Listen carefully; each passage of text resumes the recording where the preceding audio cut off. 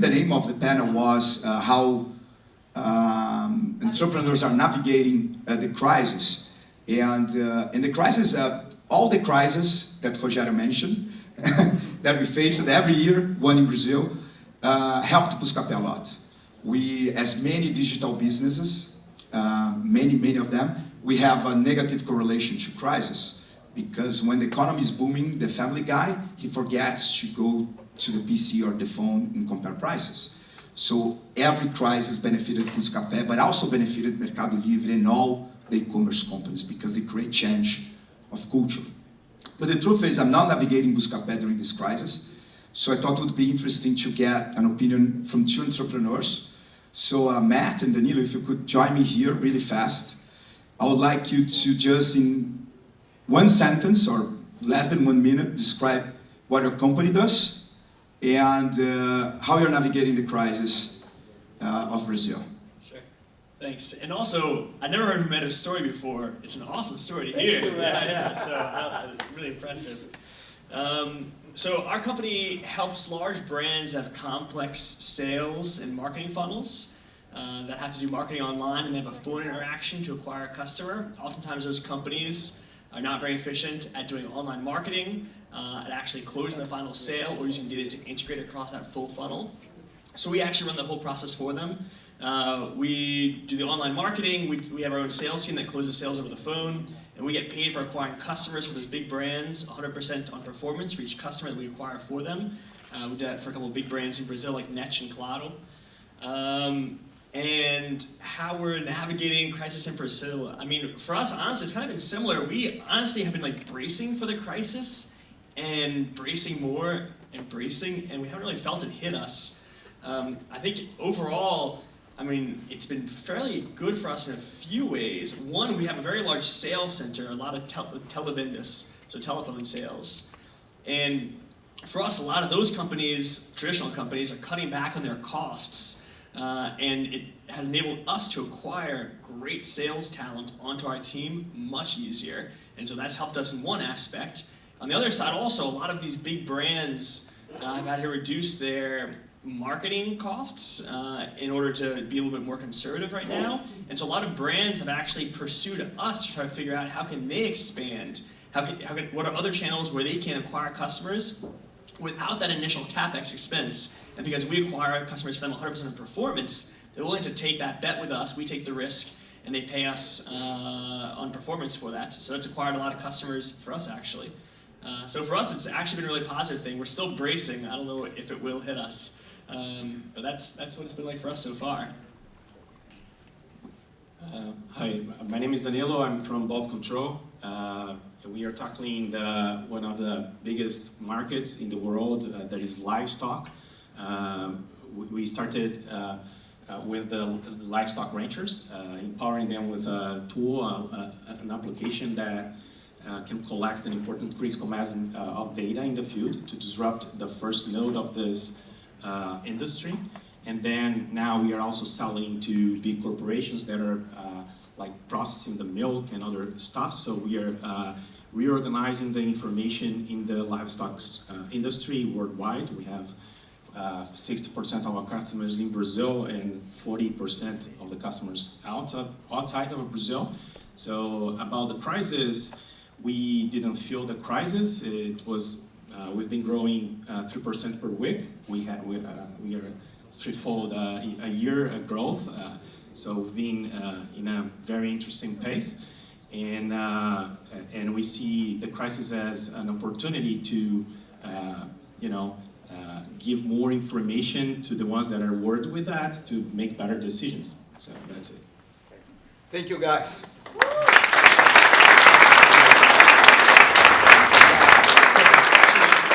Why don't you guys stay also? We'll have Rogério come up. Not entrepreneurs. Not entrepreneur anymore. Wine. Well, so because we are running late, and I know everybody wants to try the wine, the only thing, I'm only going to ask you guys one question, and then we'll just open it for the audience, and then we'll just do this for 10 minutes, and then we will wrap up. We have a number of entrepreneurs in the room, so if you could all just go around and just think about the one thing you wish you knew going into being an entrepreneur, that you would just share to people that are trying to make it work in Brazil? I think first, when I started, we didn't have Endeavor, BayBrazil. We didn't have any of this. So interact, collide, network. You need to go and meet people. Don't be afraid. I remember 5 years ago, 6 years ago. I'm tired. Second of the day. And I remember great entrepreneurs saying, "Oh, I have this beautiful idea, but I cannot tell you." So, yeah. So this is one. Two, it's all about the team you put together. I really think a great product follows a great team. So if we have a great team, we're going to have a great product and market and everything else. So build a great team. And the third one is be persistent. I did 25 angel investments before joining Redpoint. I wasn't going after the investments, and I'm pretty sure all of them had to knock on my door pretty much 3 or 4 times before. Not because I'm a douchebag, but because I was too busy, I didn't have time. And only the persistent ones pitched me in the end. So be persistent, don't take the no back home. I agree with Romero. The inspiration is the best way to start a business in Brazil. When we want to be when we are an entrepreneur, we don't have money. We start without money, without help. So when you have a good plan, when you have a good project, and we believe a lot in your eyes, have a light, we inspire another guys, and we can divide this dream with the new employees. In the future, maybe the new partners. So when you true inspiration, we can find the correct way. And then, my advice would be, it's related to persistence, but not just in the fundraising, but I think you heard in Romero's story, like his company almost died 2 times. My company almost died 3 times. I think when you speak to entrepreneurs, a lot of times they explain what they've done, and it looks like a linear trajectory where everything worked beautifully until the beautiful exit, but it's not like that. There are days when you go home and you say, I hope this day ends very quickly, and you just have to suck it up and wake up the next day and you'll find the solution. So this persistence and not giving up is really the one characteristic that I've seen in every entrepreneur I know that has been very successful. So with that, let's open up to the audience for questions. I have a couple questions there on the back.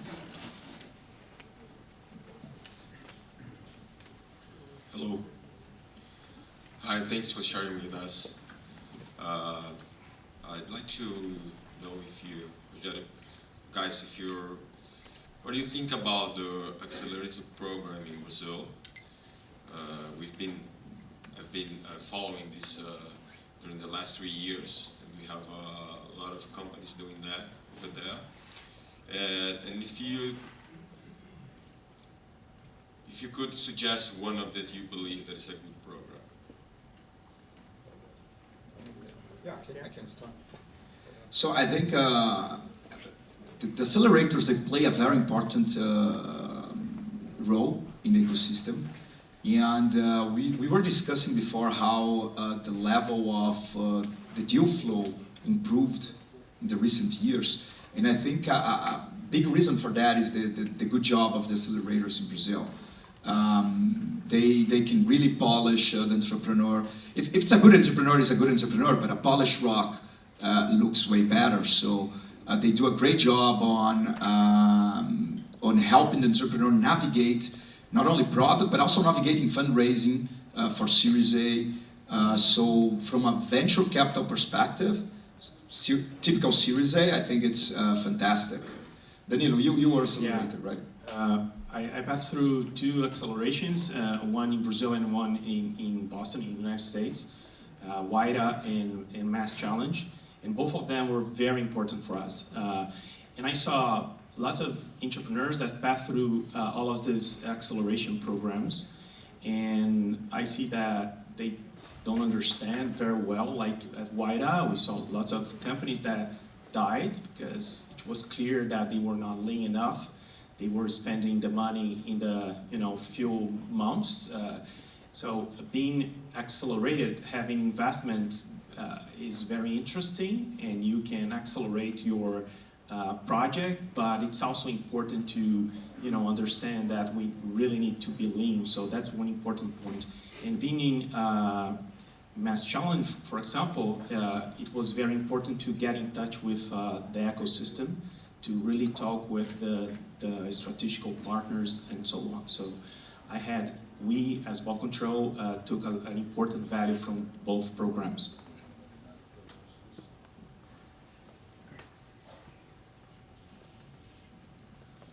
Question to Rogério from wine.com. You received an investment from Peninsula, I think it was around $30 million, correct? For 5 million reais 2 months ago. Peninsula? No, sorry. It's for Rogério. Yes, Rogério. near this. Not yet. Keep trying, pretty sure to get there. But sorry, this is quite an uncommon investment in Brazil in terms of companies that are here or are, how can I say, positioning themselves, still companies, still startups. I have, in fact, 2 questions for you. Do you feel that wine.com is still a startup or has a startup spirit?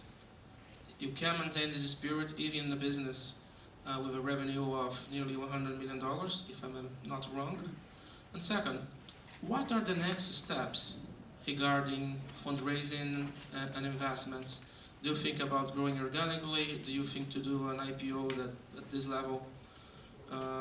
Maybe in a few years you could do in Brazil or here. Do you feel looking for a strategic investor or a financial investor? What are the next steps? And how are you preparing to this challenge of growth from a startup model to maybe a consolidator in the region, or who knows, I hope so, globally in this business? You are already top 3 in the world, if I'm not wrong. Thank you. Let me help Rogério with this one. I sit in the board of Wine, and I'm a big advisor of Rogério. Wine is still a very, very small startup when you look at some of the big startups here in the US. We were thrilled that Peninsula actually came in, but there were over 40 different investors that have looked at the investment, and more than half of them obviously from the US. It was great to have Peninsula because they have a lot of expertise in this space. $100 million is nothing. I spend a lot of time with this guy because I want to see a couple billion in revenue coming out of it, and then do see an IPO in New York. And that is the plan, actually. That was the whole plan for the investment, is to prepare for an IPO in a few years in the stock market in the US. Answer.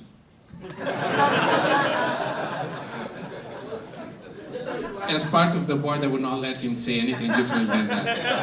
I pay him to answer for me.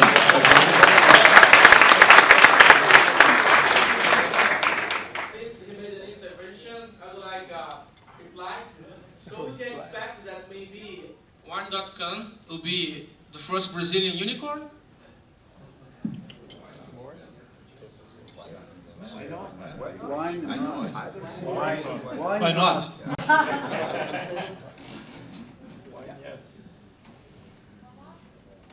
Okay, one more. Yeah. Just 2 quick questions. One is for new entrepreneurs. Should they have NDA to reach out for people for advice? And the second thing is related with a board composition. When it's the ideal time for early stage business to create a board? So to start on the NDA question, I mean, if you're going to require an NDA, you're going to just reduce the number of people who are willing to help you. It just creates unneeded bureaucracy. If you're really concerned about a particular person, maybe you shouldn't be talking to them at all. But other than that situation, I would just talk openly and freely. Most people truly want to be helpful to you, and there's so many ideas. Everyone's so busy with their own ideas.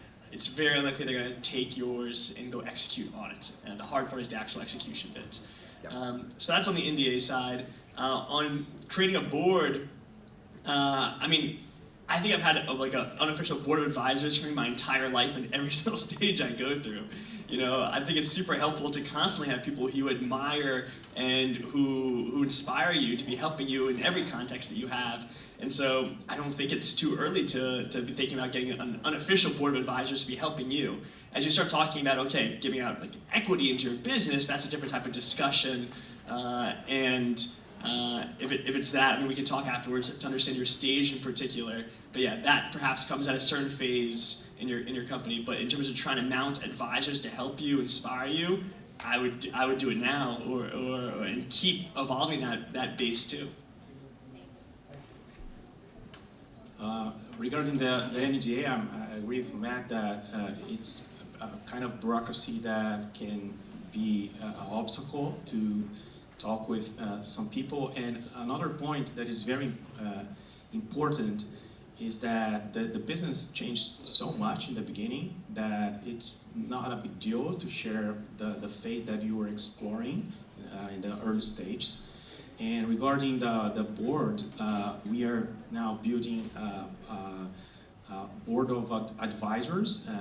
Being an American company, automatically in company starts with a board of directors, and we have that structure, but having and that's good for the compliance and the governance of the company. And now we are having the support of Endeavor to build a board to help us with the finance structures for due diligences and future rounds of investments. So that's seems to be a very interesting thing. But I'm also with Matt that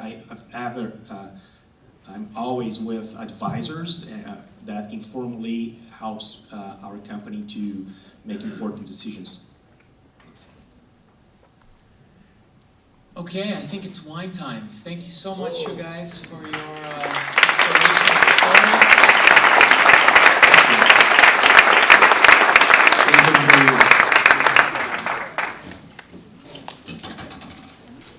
Thank you so much, guys. Congratulations. Oh my gosh. What a great day you helped us to put together. Thank you for sticking around despite being so late. Before we adjourn, we have some cheese and wine waiting for us. I just want one more minute to thank everyone that was involved in the organization of this conference. I would like for our teammates, please come up here, our staff, Vanessa, Lima, Carol, Romancini, Gomes, Maria Tamelini, please come here. Vinicius Davi, please come right here. Felipe, Adriana, Karine, Lidiane, Ana Paula, Evelyn, come up here. We have a band of angels here. Come up here. And Fred, Nelson, please come up here. All BayBrazil team. All BayBrazil team involved